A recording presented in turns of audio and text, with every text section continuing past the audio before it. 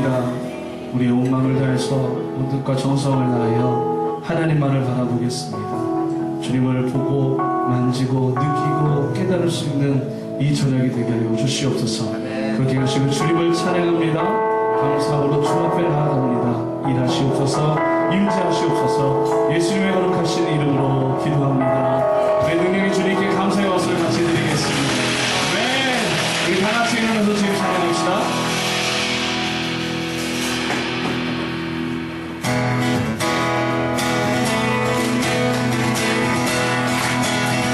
나보다 나를 다시는 주를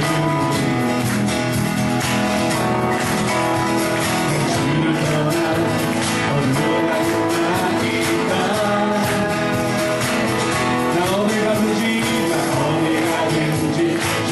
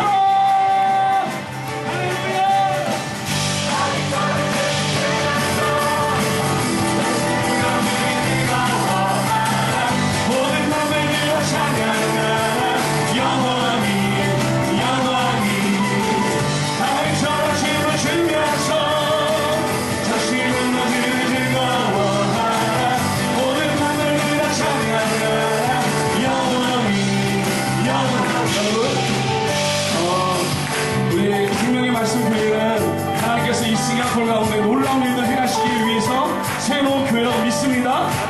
믿으십니까? 이 찬양은요, 우리 젊은 아이들, 젊은이들, 청소년들이나 청년들이 찬양하지만 이 찬양의 가사에 춤을 추면서 다윗처럼 춤추는 것을 모든 세대들이 다 해야 하는 것입니다. 믿으십니까?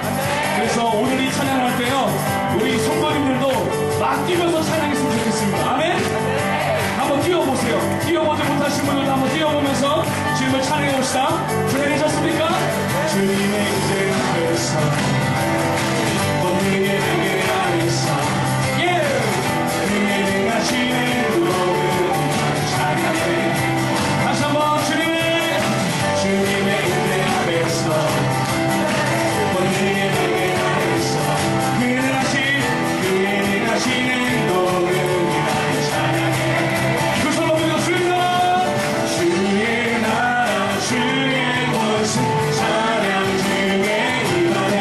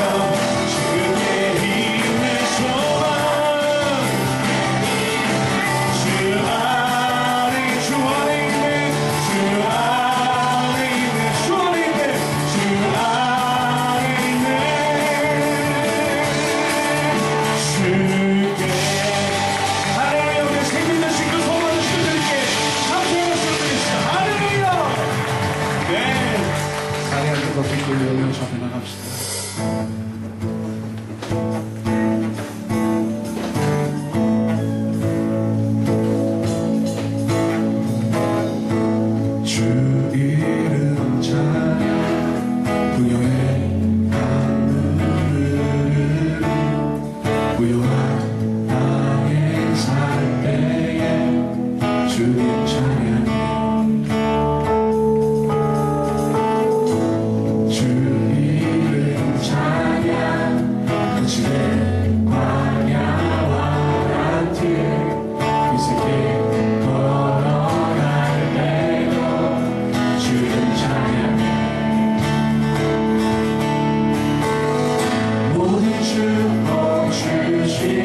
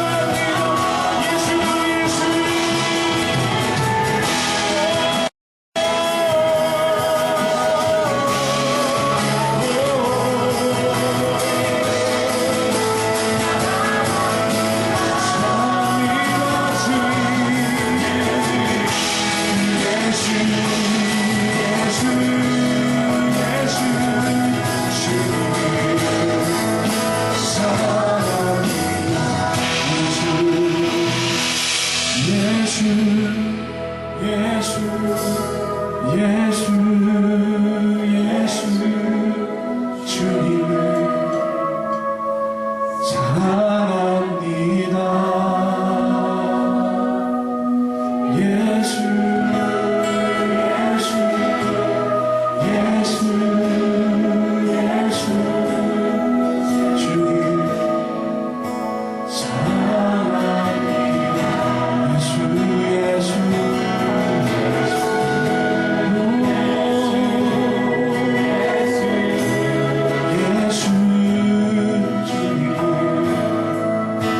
사랑합니다. 예수 예수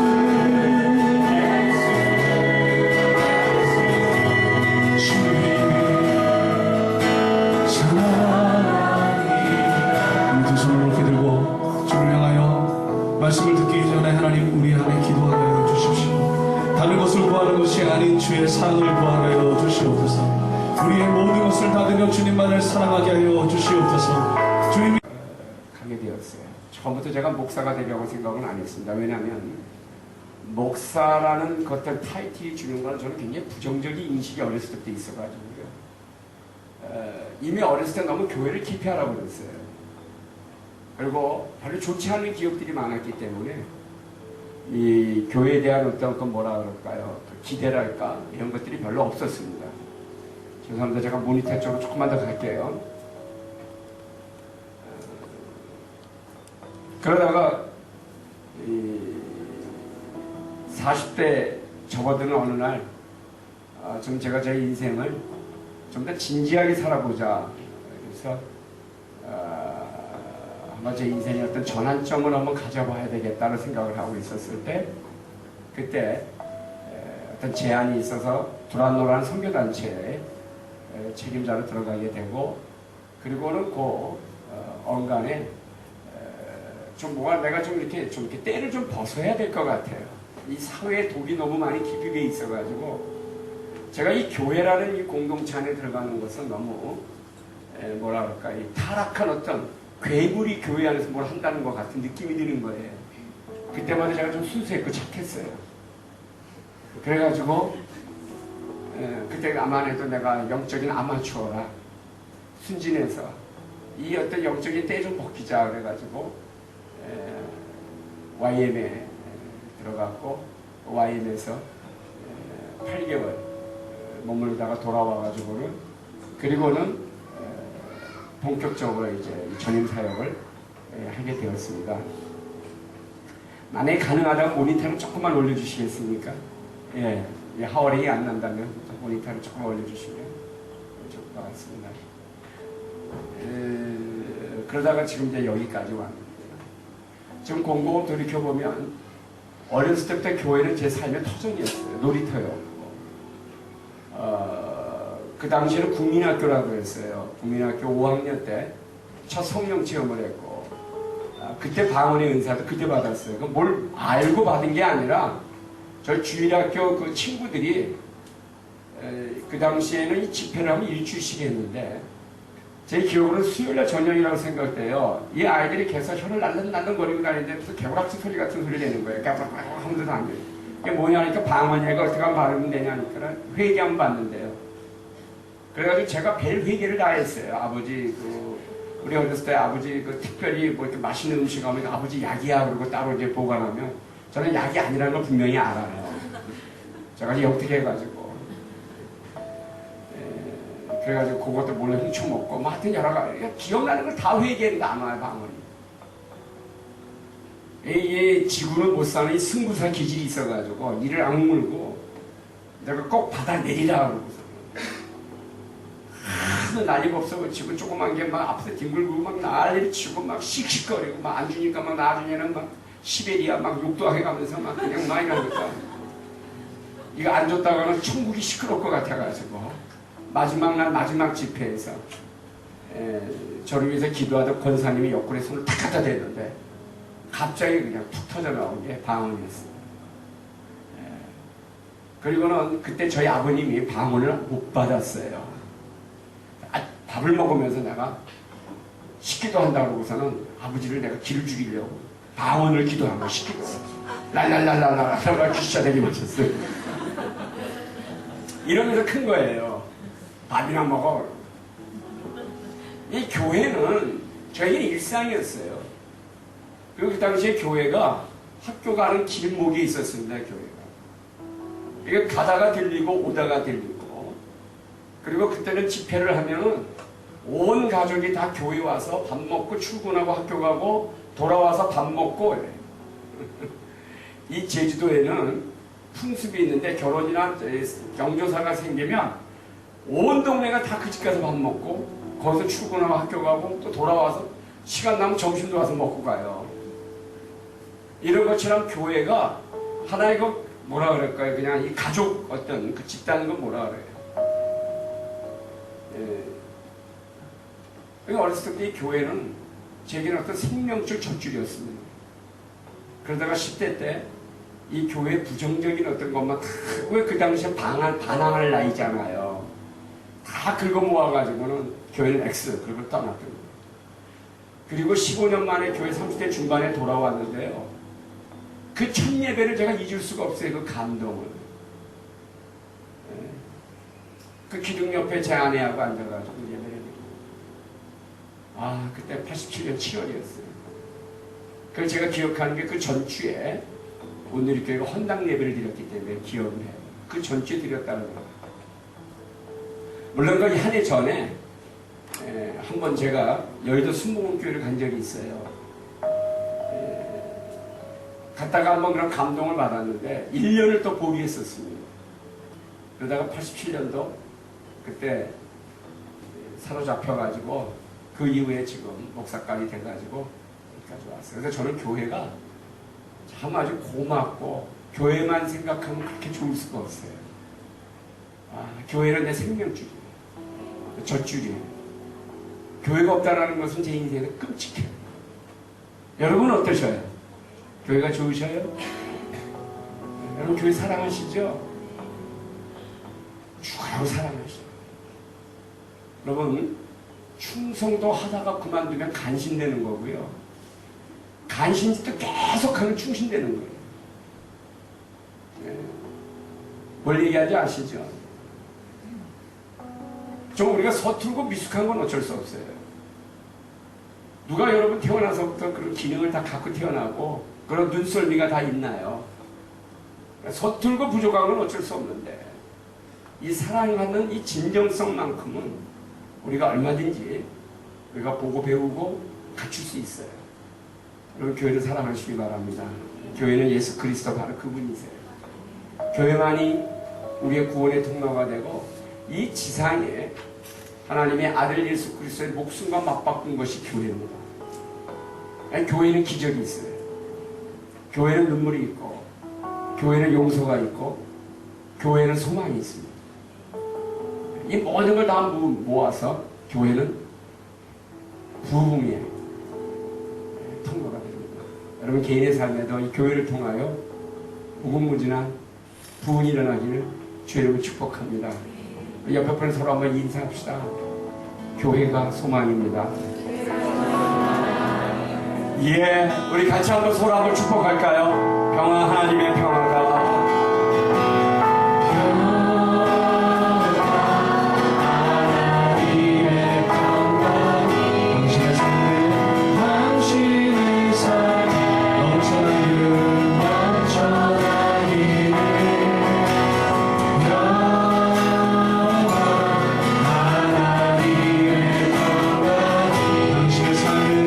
당신의 삶에 가득하기를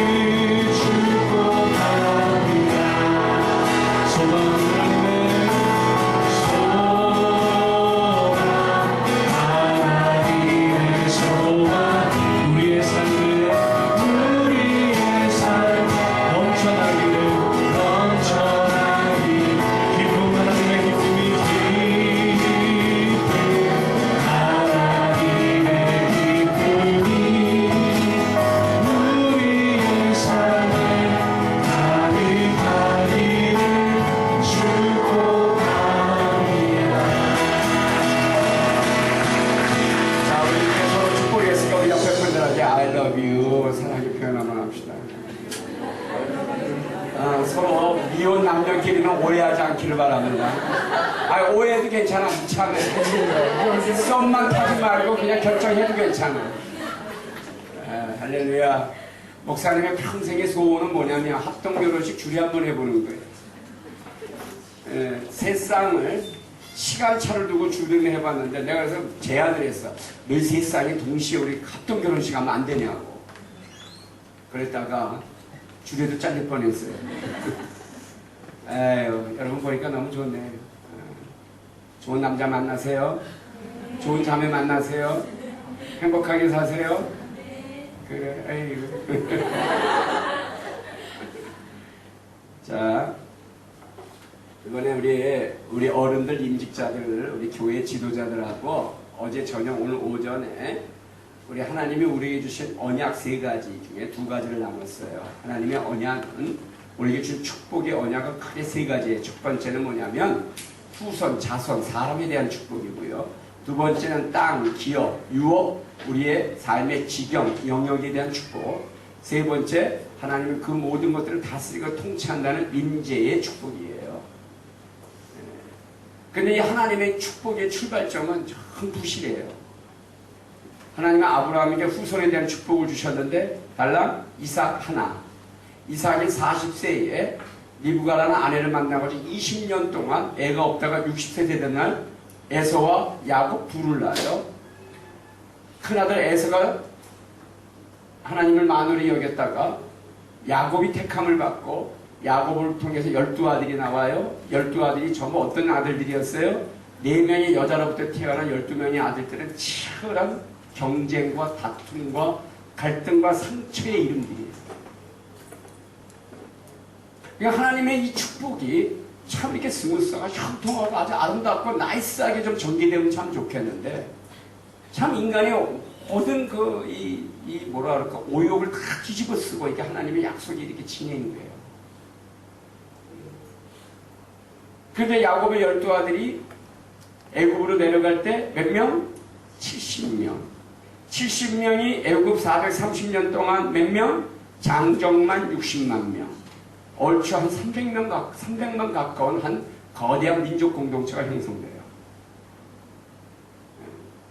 또 하나 땅에 대한 축복. 하나님이 아브라함에게 내가 동서남북 사방을 바라보는 모든 땅을 다 주겠다 그랬죠. 그 땅은 기근의 땅이었어요. 그래서 애굽에 내려갔죠. 다시 올라와가지고 조카롯과 다툼이 있어가지고 어떻게 갈라서요. 롯이 좋은 땅을 날름 찾아고 가버리고 나니까 남은 땅은 뭐예요? 네게브, 사막이에요. 근데 그 땅마저도 자기 땅이 아니에요. 그래서 어떻게 해요? 자기 아내 사라가 죽었을 때 사람 묻을 곳이 없는 거예요. 그렇다고 어디 사막 한가운데 묻어놓고 편말 하나 세워놓을 수는 없는 거 아니에요? 그래서 그 네게브 지역에 있는 헤브론이라고 하는 바로 그것에 막벨라 굴을 사요. 그러니까 거기다가 사라를 장례합니다. 그리고 그 막벨라 굴에는 아브라함, 사라, 이삭, 리브가, 야곱, 레아, 라헬 다 거기서 묻힙니다. 그러니까 이 창세기에 나오는 모든 족장, 모든 이 믿음의 가정의 가계 계보가 다 거기에 묻혀요. 그것이 헤브론입니다. 그걸 은 400세기를 주고 샀어요. 그리고는 430년 세월이 지난 다음에 마지막으로 요셉이 뭐라고 유언을 했어요? 그리고 다시 공부한 걸 되풀이하는 거예요. 너희가 언젠가는 이 땅을 떠날 터인데 내 해골을 가지고 나가라고 해요. 그래서 출애굽기 13장에 오늘 나눴지요. 그들이 애굽을 떠나서 가나안 땅으로 나올 때 해골을 가지고 맨 앞에 섭니다. 이건 뭘 얘기해요? 하나님이 우리에게 주신 약속은 변치 않는데 그 과정은 너무나 길고 외롭고 춥고 배고프고 기근과 뭐가 많아요? 결핍과 안타까움. 바로 완성되는 것이 아니라는 것입니다. 그런데 이것을 히브리서 11장에서 뭐라 그랬어요? 그 모든 것을 믿음의 사람들의 믿음의 행위로 봐왔고 하나님 그것을 의로 여겼어요.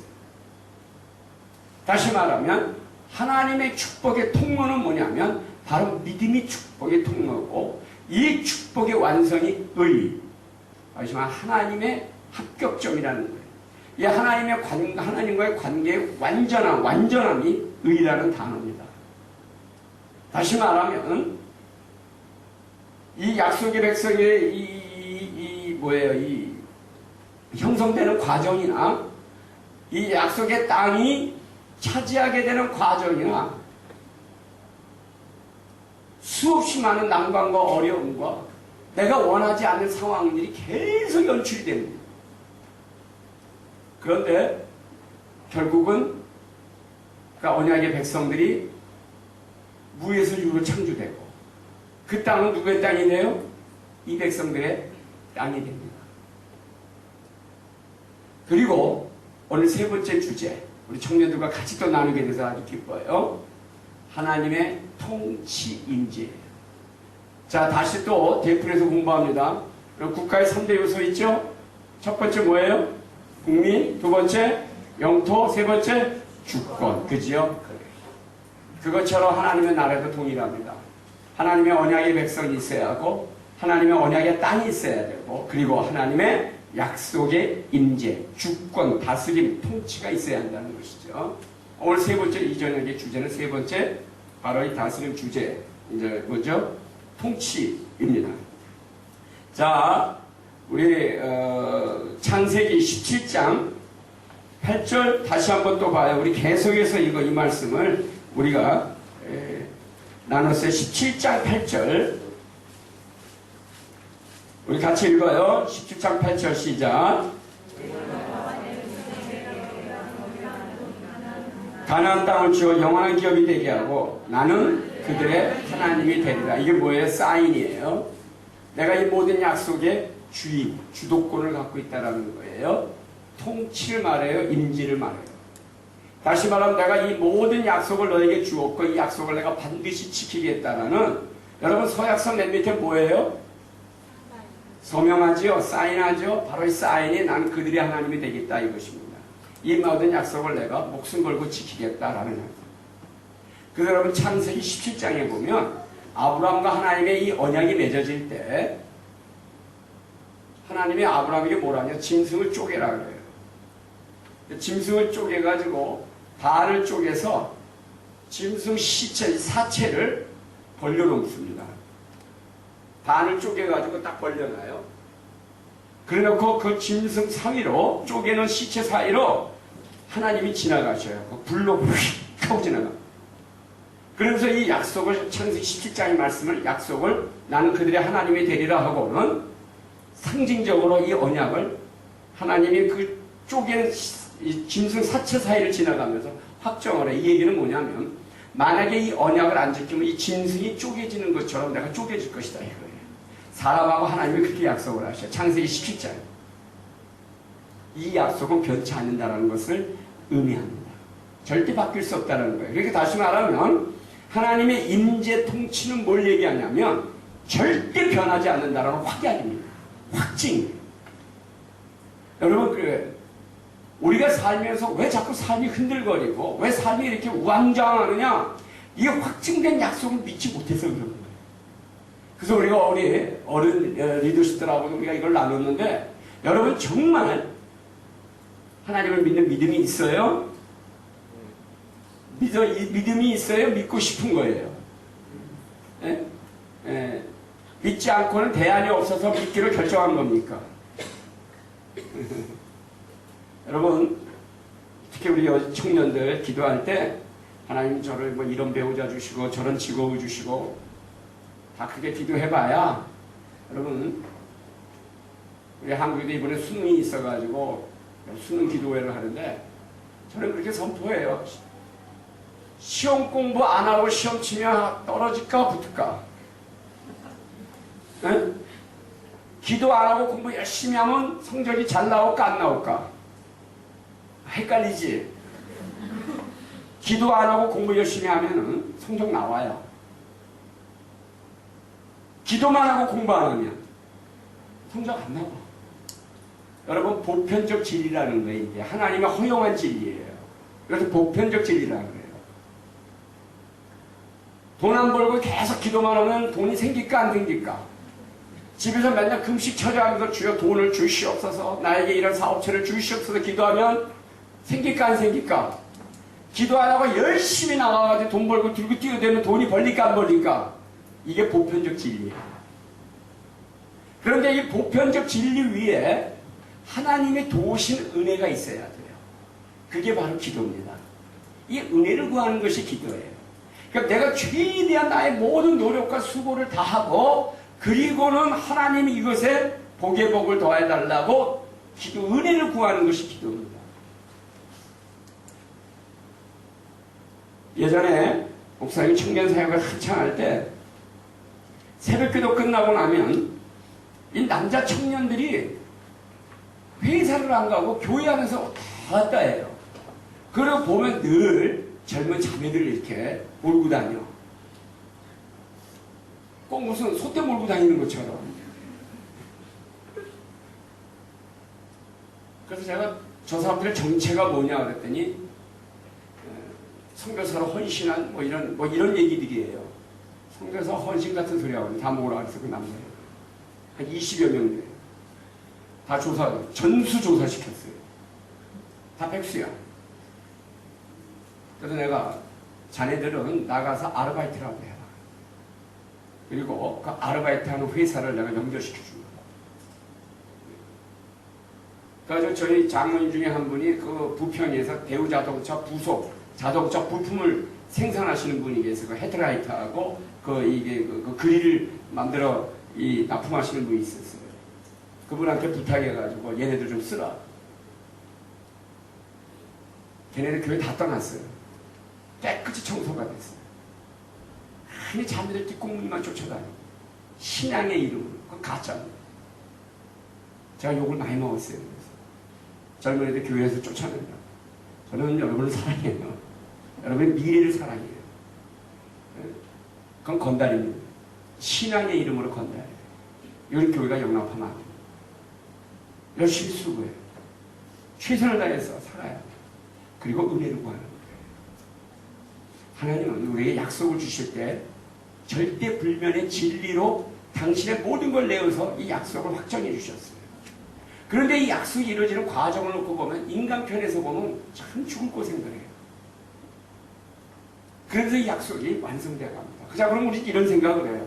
아니 어차피 그럴 바에는 좀 인생이 쉽게 선택하고 쉽게 살아가지 뭐 신앙의 이름으로 그렇게 어렵고 힘들고 복잡하게 살아가느냐 라고 생각할 수가 있어요. 그래서 11서 11장에서 이렇게 얘기해요. 이런 사람들을 세상이 감당치 못한다 그랬습니다.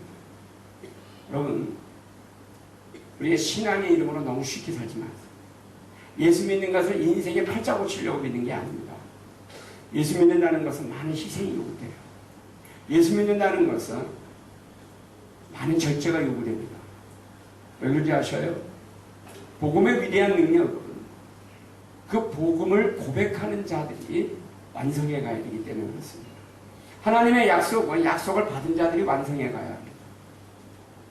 그래서 먼저 믿고 먼저 그 신앙의 고백이 있는 우리가 이 하나님의 약속에 대한 신뢰를 끊임없이 우리의 삶을 헤쳐나가는 그런 진지한 신앙의 모습들을 가져야 합니다. 할렐루야. 그래서 오늘 세 번째 임재. 여러분 그 교재에 있는 그 본문들을 나중에 한번 다 찾아서 읽어보고요. 좀 오늘 청년들이 있어서 쉽게 하나님이 이 언약이 어떻게 우리와 함께 하는지를 출애굽기를 좀 중심으로 해서 볼게요. 출애굽기 13장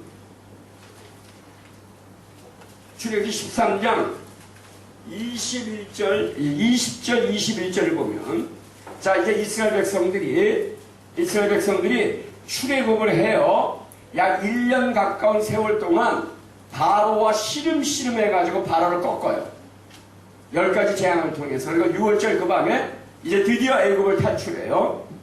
13장 20절에서 21절을 보면 그들이 숫곳을 떠나서 광야 끝 에담의 장막을 치니 여기서 지명이 아주 중요해요. 자, 그들이 고센이라는 곳에 살았어요. 그리고 그 고센 땅에서 탈출해가지고 나와요. 나와서 그들이 고센 땅이 어디냐면 바로 이 숫곳이라는 곳입니다. 여기서 나와가지고 광야 끝 에담에 진을 쳤다고 그랬어요. 그러니까 여러분 지금 이 사람들이 에담이라는 곳으로 장정만 60만 명이 넘어요. 얼추 300만 가까운 사람들이 옮겨와가지고 어디에? 에담이라는 곳에 지금 진을 쳤는데 이 에담이 뭐라고 성경은 기록하고 있냐면 광야 끝이라고 했어요.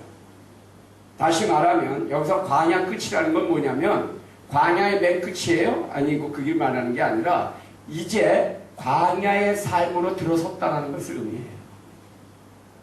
그러니까 어떨까요? 앞날이 전혀 보장되지 않은 그런 한시적 상황이라는 것을 얘기하고 있어요. 더더욱 그때 21절을 보면 여호와께서 그들 앞에서 가시며 낮에는 구름 기둥으로 그들의 길을 인도하시고 밤에는 불 기둥을 그들에게 비추사 낮이나 밤이나 어떻게 하다 진행하게 하시니. 자 보셔요. 하나님의 약속은 이 후손에 대한 약속이 있었고 땅에 대한 약속이 있었어요. 그리고 그들에게 약속만 주고 내팽개친 게 아니라 어떻게 했어요? 그 백성들을 이끌고 어떻게 해요? 약속의 땅으로 지금 옮겨가시는데 어떻게 이들을 인도해 가셔요? 구름기둥, 불기둥. 여기서 구름기둥, 불기둥은 뭘 얘기해요? 하나님이 그 백성들과 함께 임재하는 증거예요. 그들을 다스리고 통치하는 증거예요. 낮에는 해가 강해요. 낮에는 해가 강해요. 구름으로 막아줘요. 그리고 밤에는 불기둥으로 그 열과 빛을 내줘요. 근데 한번 생각해 보세요. 여러분, 광야 끝 에담이라는 곳에 진을 칠 때 구름기둥이 하늘을 덮어요. 어떨까요? 그죠? 그냥 단순히 시원하다 정도가 아니라 이 구름층이 해를 막고 있어서 이 대기의 복사열과 해가 내리치는 이 열을 다 차단을 시켜요. 그래서 이 안에는 뭐냐면 서늘한 냉장고 같은 그런 환경을 만들어 놓으십니다. 밤에는 추워요. 냉기가 돌아요. 그러니까 어떻게 해요? 구름이 거치고 뭐가 생겨요? 그 구름층에 불기둥이 있어가지고 난로가 생겨요. 난로가. 이렇게 하나님이 임재한다는 것입니다. 그러니까 다시 말해 내가 너희들과 함께 하겠다는 약속을 해놓고 그냥 내팽개쳐 놓은 것이 아니라 실제로 그 백성들과 함께하는 이 증거들이 있다는 것을 의미해요. 여러분, 그러니까 하나님은 우리에게 이런 후손에 대한 약속이 이렇게 더디게 진행되고 죽을 고생을 해야 만들어지고 그 땅에 대한 약속도 그저 뭐 땅 한 평 간신히 사람 묻을 굴 하나, 그 장사 지낼 수 있는 굴 하나 차지했다 할지라도 여러분, 이 약속이 계속 진행되는 과정 속에 하나님은 어떻게 하시더라? 구름기둥, 불기둥으로 항상 함께 임재하시더라. 그러니까 광야 끝 에담이라는 것은 앞으로 이 진로가 어떻게 될지 아무도 모르는 바로 그런 시점이고 바로 그곳이에요. 그러니까 이때 하나님 구름기둥, 불기둥으로 인도하셔요. 14장, 출애굽기 14장으로 넘어오면 1절로 3절까지 보면 여호와께서 모세에게 말씀하시되 이스라엘 자손에게 명령하여 돌이켜 바다와 믹돌 사이에 비아히롯 앞곳 바알스본 맞은편 바닷가에 장막을 치게 하라. 자, 이 장소가 어떤 곳이냐면 3절을 보면 바로가 이스라엘 자손에 대해 말하기를 그들이 그 땅에서 멀리 떠나 광야에 갇힌 바 되었다 그랬어요. 다시 말하면 즉 2절에 있는 이 지명들을 다 종합하면 쉽게 얘기하면 이거예요. 협곡에 갇혔어요. 하나님 구름기둥 불기둥으로 인도한 곳이 어디예요? 양쪽에는 거대한 산이 있고 앞에는 홍해가 가로막혀 있어요. 그래서 협곡으로 밀고 들어가는 거예요. 그러니까 바로가 딱 보니까 무슨 생각이 들어요? 이 바보 같은 놈들 있는데 다 죽었어요. 어디만 막으면 돼요? 뒤만 막으면 되는 거예요. 그래가지고 14장 7절을 보면 바로가 그 애굽의 군대를 다 동원하는데 선발된 병거 600대, 탱크 600대예요. 애굽의 모든 병거를 다 동원하니 지휘관들이 다 거느렸다. 그러니까 애굽의 모든 군대와 지휘관들이 총동원해가지고 지금 쫓아오는 거예요. 지금 기회예요. 죽어라고 내뺀 사람들이 어디로 갔어요? 지금 죽을 곳으로 들어가는 거예요. 협곡에 딱 갇혀있는 거예요. 앞에는 홍해, 양쪽은 거대한 산이에요. 그러니까 뒤에서만 틀어막아버리면 끝이에요. 바로가 달려들어요.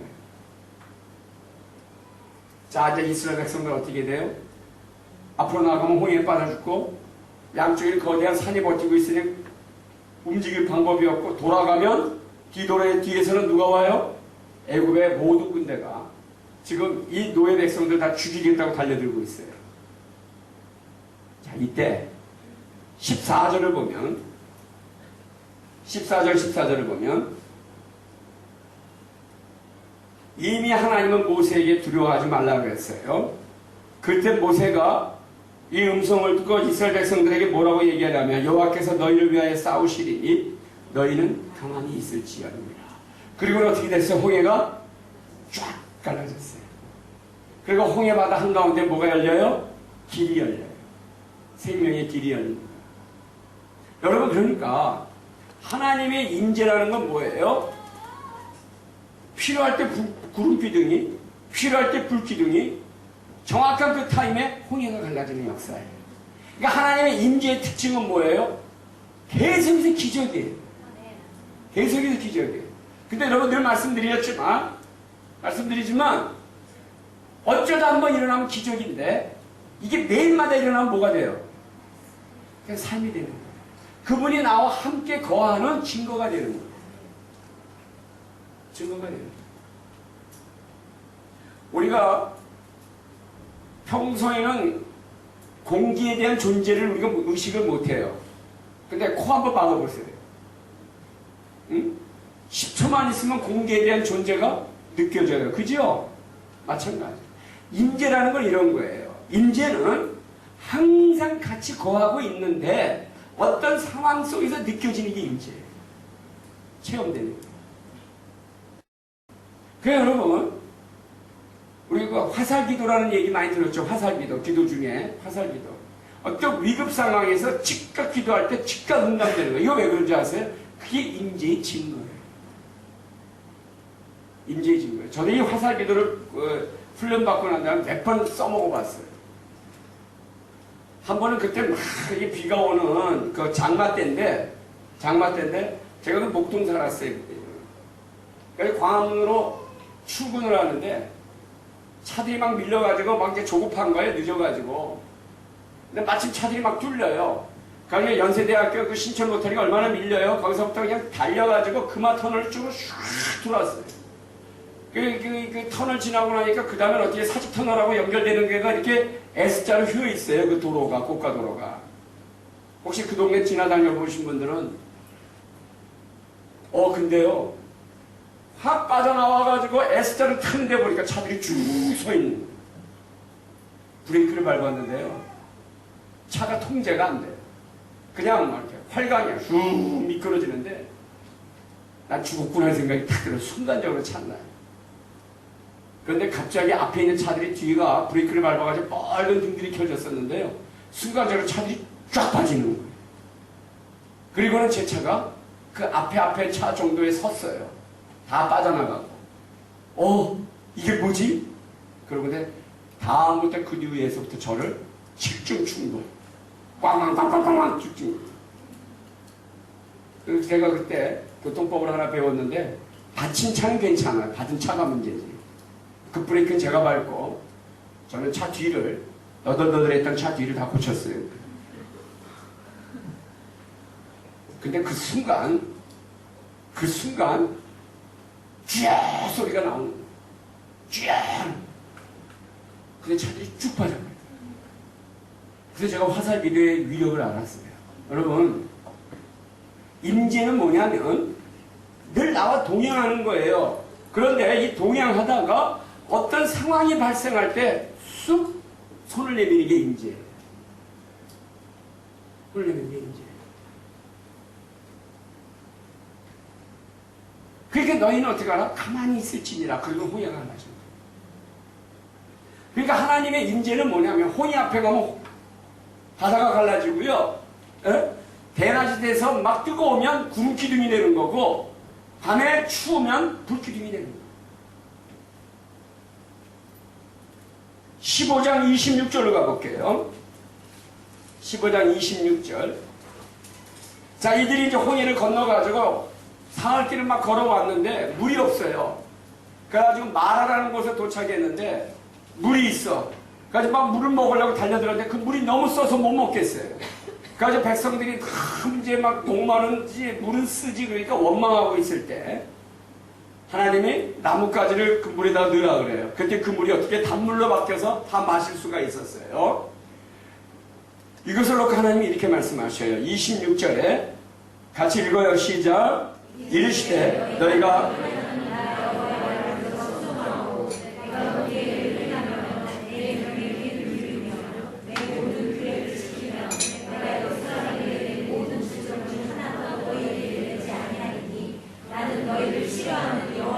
할렐루야. 자, 이스라엘 백성들이 지금 앞으로 얼마의 세월 동안 광야에 갇혀 있을지는 모르지만 이 백성들 안에 질병의 문제는 심각한 문제일 거예요. 돌림병이 생기면 어떡하겠어요? 이 광야 첫 시작 자리에 하나님은 그들에게 뭐라고 말씀하세요? 여호와 치료하는 하나님 뭐라 그래요? 라파. 내가 너희들의 의사가 되겠다. 내가 너희들의 모든 질병을 다스리겠다. 그런 너희들은 내 말을 청종하라. 이게 뭐예요? 너희가 나와 함께하는, 내가 너희들에게 임재하는 이 통치를 믿어라 라는 뜻입니다. 그때 너희들의 모든 질병을 치료하겠다라는 거예요. 그래서 여러분, 실제로 우리가 이런 기도가 필요해요. 오늘 육신에 질병이 있는 분들은 그 질병이 내 하나님이 나와 함께했다는 믿음을 가지고 고백하면 이 질병은 더 이상 병이 아닙니다. 병이 아니에요. 하나님의 임재에 다스리는 통치의 통로가 되는 거예요. 그때 기적이 일어나요. 그때 기적이 일어나요. 할렐루야. 아멘. 이런 축복이 있기를 간절히 원합니다. 아멘. 네. 또 있어요. 네. 출애굽기 16장으로 넘어와 보면 1절에 이스라엘 자손은 온 회중이 엘림에서 떠나 엘림과 시내 산 사이에 있는 신광야를 애굽에서 나온 후 둘째 달 15일이다. 자, 애굽에서 탈출하고 두 달이 지났어요. 이제 먹을 게 다 떨어졌어.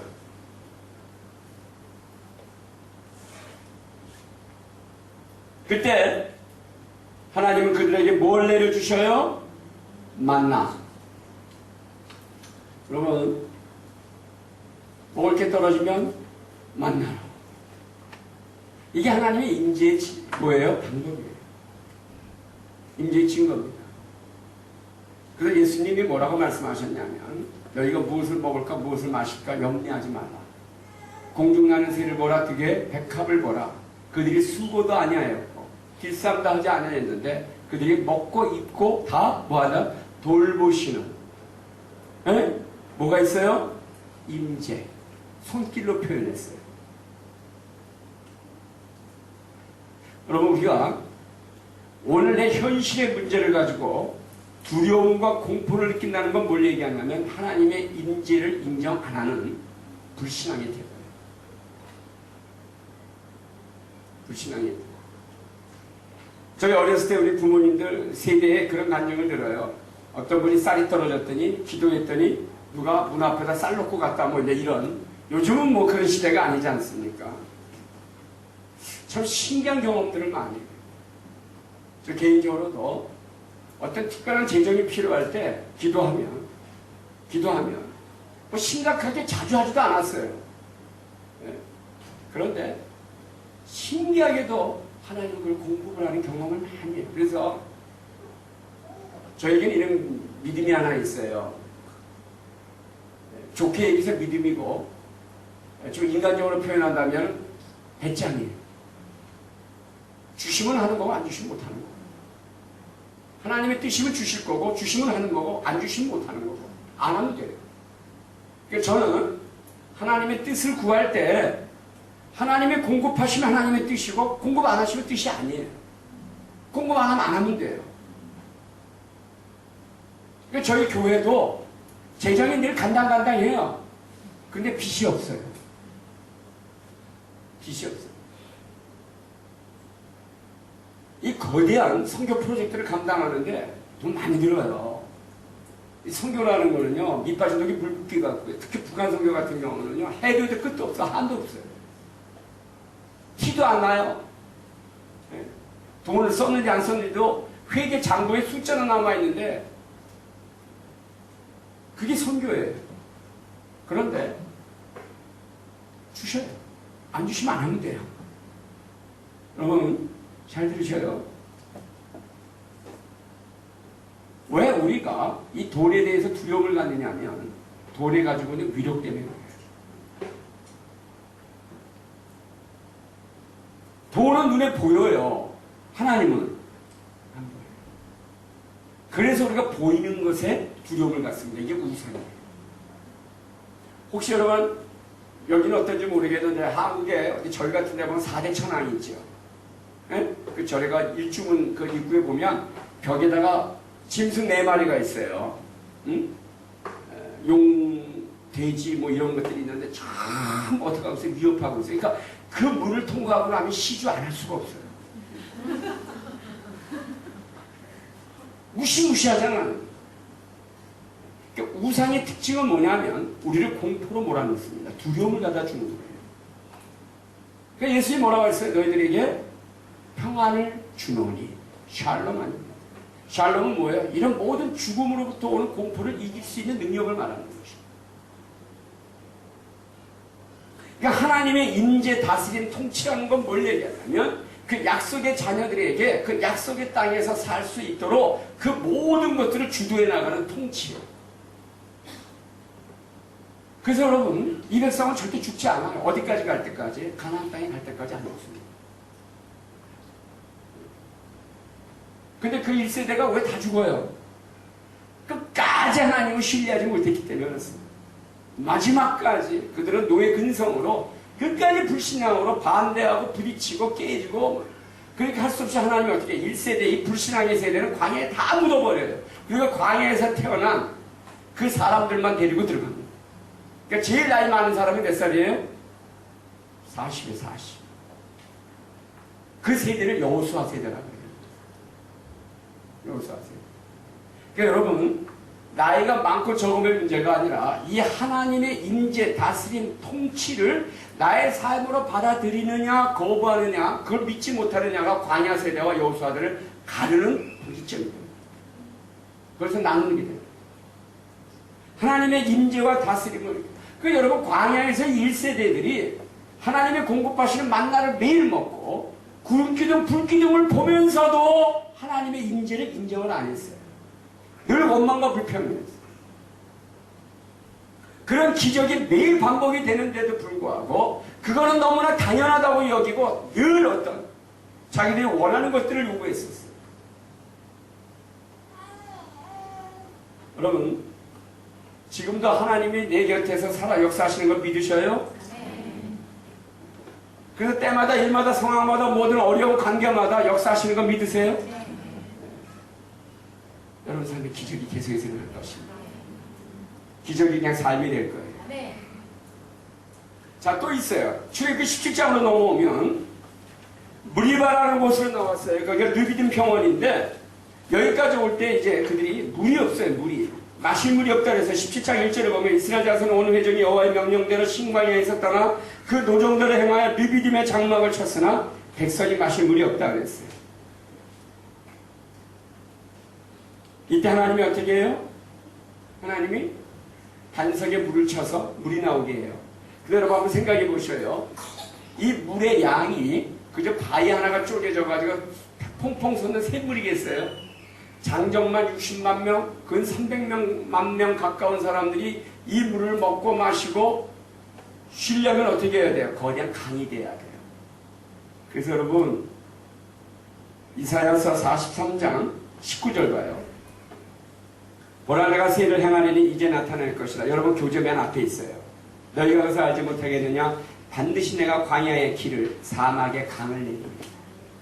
여러분 그래서요 이스라엘 백성들의 광야길을 정처 없이 왔다 갔다 우왕좌왕한 게 아니에요. 하나님이 치밀하게 설계해놓은 그 길대로 갔습니다. 광야의 길을 내시고 그리고 그 길 밑에는 뭐가 가서 물줄기가 깔려있어요. 겉으로 보면 사막이고 광야고 시퍼런 먼지고 흙먼지밖에 안 보이지만 그 이스라엘 백성들의 가는 길목마다 그 밑에는 뭐가 깔려요? 지하수가 깔려있어요. 그래서 어떻게 해요? 가서 치면 머무르면 물이 터져나와. 이게 임재예요. 이게 통치예요. 그래서 여러분 광야는 고난의 행군이 아니고 광야는 뭐예요? 매일마다 기적을 경험하는 놀이터예요. 영적 축제장이에요. 이스라엘 백성들은 매일마다 이걸 경험해요. 하나님의 임재를 경험하는 거예요. 하나님 만나는 거예요. 날마다 생명의 떡을 먹고 날마다 생명의 물을 마시고 네? 날마다 보이지 않는 그 쉽고 빨간 사막길에서 그 보이지 않는 그 행로를 쭉 걸어가면 그게 뭐가 돼요? 길이 돼요. 앉으면 그 길 밑에서 물이 터져 나와요. 이게 임재, 통치, 다스림의 증거예요. 할렐루야. 또 있어요. 뭐 너무 많은데 이거 하나만 더 나누고 기도합시다. 이 17장 10절 이하로 오면 아말렉이라는 사람들이, 아말렉 족속들이 이스라엘 백성들을 계속 쫓아와요.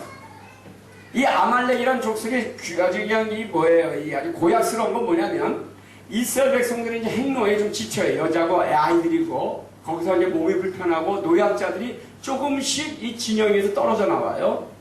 예? 그럴 때 이 아말렉이 계속 이렇게 그 이때처럼 오래 쫓아오다가 행로에서 조금 지쳐서 멀어지는 사람들을 채가요.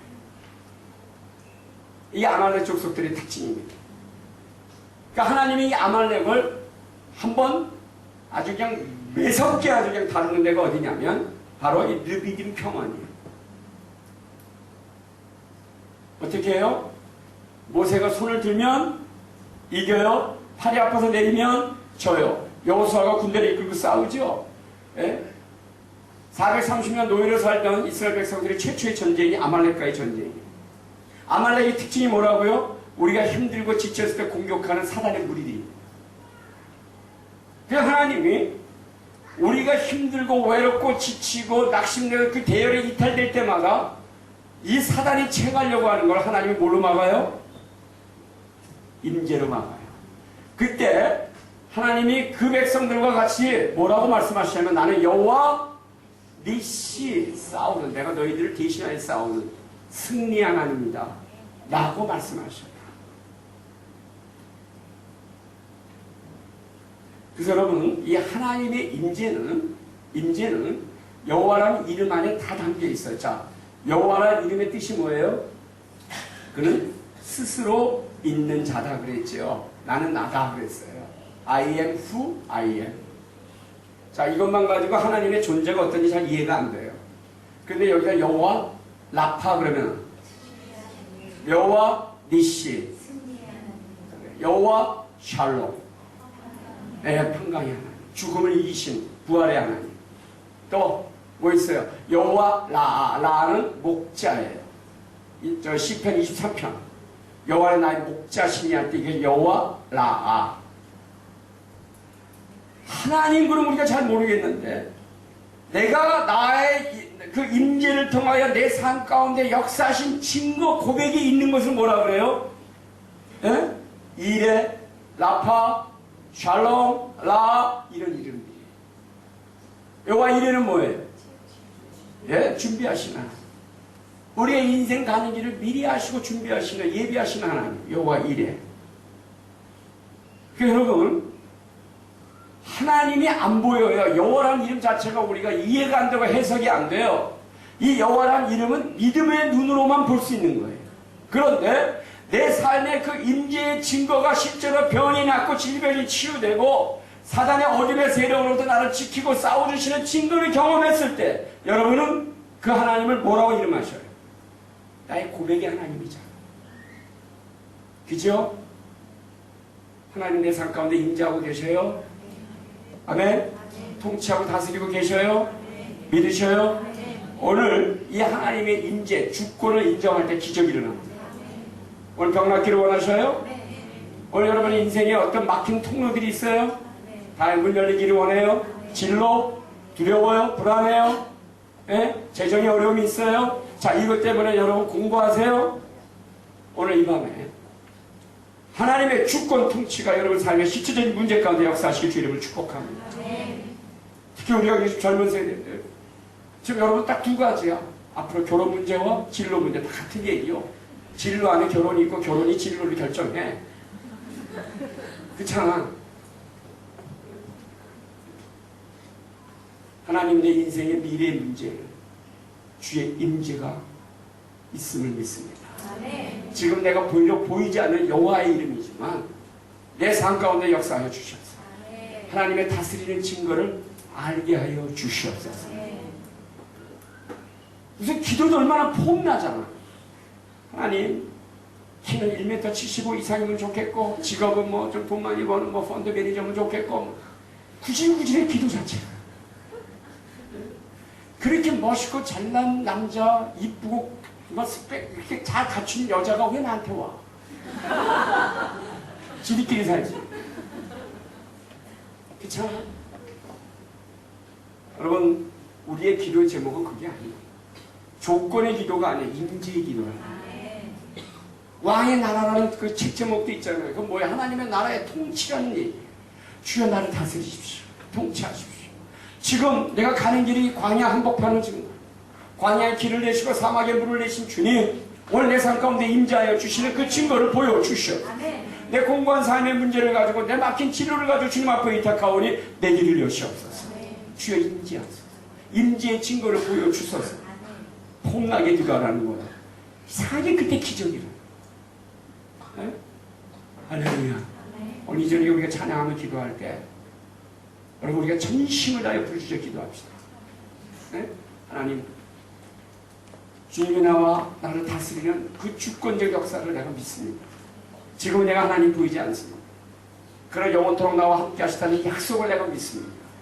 이 약속대로 내 가운데 임재하여 주셔서 오늘 나를 다스리시고 통치하여 주시옵소서. 여러분, 오늘 나와 함께 거하시는 하나님의 이름이 뭐예요? 임마누엘. 임마누엘이 누구예요? 예수 그리스도. 예수의 영이 누구예요? 성령님. 그가 보혜사예요. 보혜사가 뭐예요? 나와 함께 하시다라는 뜻입니다. 할렐루야. 이 예수의 영 성령님이 하나님의 언약의 임재를 우리에게 친히 보여주시고 증거해 주셔요. 할렐루야. 이 시간을 같이 합니다. 찬양하며 기도하며 나가십시다. 여러분 자유롭게 기도하시고요. 두 손 들고 부르짖어 기도하셔도 원하는 분들은 이 앞으로 나오셔야 돼요. 오늘 여기 장로님, 권사님들이 우리 교회 역적인 지도자들이 우리 청년들을 위해서 좀 기도해 주시고 같이 가셔서 안수하고 기도하시고 주님, 오늘 하나님의 임재 역사